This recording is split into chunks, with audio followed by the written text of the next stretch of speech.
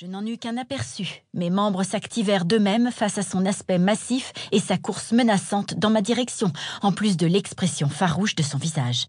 Malgré mon assourdissement, je savais reconnaître un plan qui puait. Je me ruais entre les bouleaux.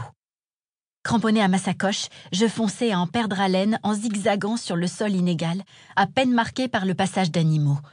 À cette vitesse, la piste se révélait presque impossible à suivre, mais ça ne me ferait pas ralentir. Tandis que mon audition revenait, principalement assaillie par le bruit de mon cœur qui tambourinait et des heurts de mon rythme effréné, j'entendis derrière moi les branches se briser au passage de l'homme.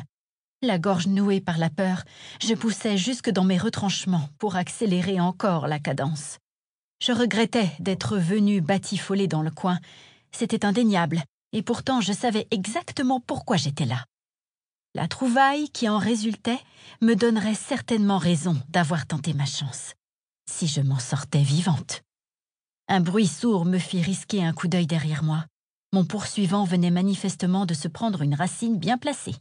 Sans me laisser le temps de savourer son faux pas à sa juste valeur, il récupéra son équilibre avec souplesse et réduisit la distance que le rhizome m'avait permis de gagner. Je reportai mon attention devant moi, le souffle court. Je n'étais pas une grande sportive, et je me trouvais de plus dans un bois parsemé d'arbres, de branches, de buttes et autres obstacles du même acabit. Mais, curieusement, j'avais presque l'impression que la forêt s'arrangeait pour me laisser le champ libre, tandis qu'elle assaisonnait copieusement le chemin du forcené derrière moi de lianes et de racines en tout genre. La végétation défilait à toute vitesse. Mes poumons ruaient dans les brancards comme pour exiger l'élargissement immédiat de ma cage thoracique. Je sentais que mes foulées se raccourcissaient malgré tous mes efforts, et mon pied sûr n'allait pas tarder à faillir sous l'assaut de tremblements incoercibles. Pourtant, mon regard restait braqué sur la sente, essayant de faire abstraction des plantes que je croisais. Qui d'autre que moi serait assez mordu pour garder active la partie de son cerveau responsable du geekisme en végétaux dans une course-poursuite en terrain accidenté? En plus, je n'avais rien sous la main pour opposer une résistance digne de ce nom si je venais à être rattrapée.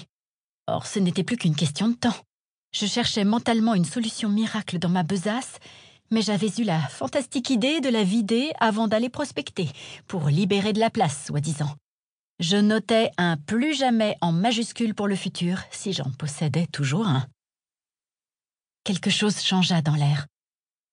Un sentiment étrange, dérangeant, me traversa, tandis que les foulées derrière moi se faisaient plus souples encore, plus silencieuses.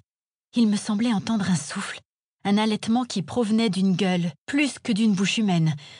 Un frisson me parcourut malgré ma course effrénée, mais je ne pris pas le risque de me retourner.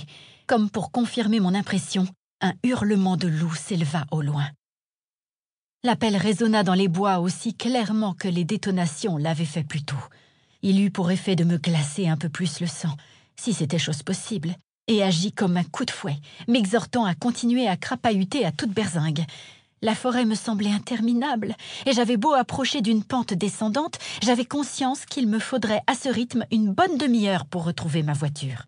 Et encore heureux qu'elle ne fût pas ascendante, cette pente, car l'aller m'avait suffi. Je serais probablement déjà morte, au vu de mes capacités physiques. Donc plutôt me jeter directement dans les bras du taré à l'arrière.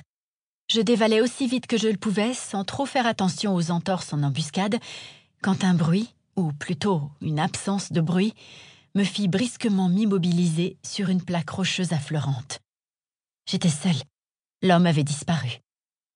Je scrutais les environs tout en tentant d'apaiser mon souffle, mais il n'y avait personne autour de moi, en dehors des arbres, de plus en plus épars sur la descente, et des buissons foisonnants qui les remplaçaient.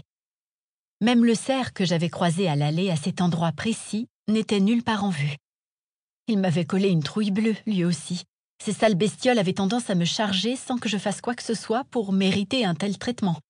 Pourtant, à cet instant, je me serais volontiers précipitée vers lui plutôt que vers le type qui me courait après un peu plus tôt. Ok, là, j'étais perplexe. Pas assez pour revenir sur mes pas pour aller voir s'il s'était tordu le cou sur une racine plus haut sur le sentier, ne déconnons pas. Tendant l'oreille autant que possible, je continuais à descendre de façon plus modérée, marchant à bonne allure, sans pour autant risquer de me briser quelque chose. Je ne pus m'empêcher de ratisser les lieux du regard tout le temps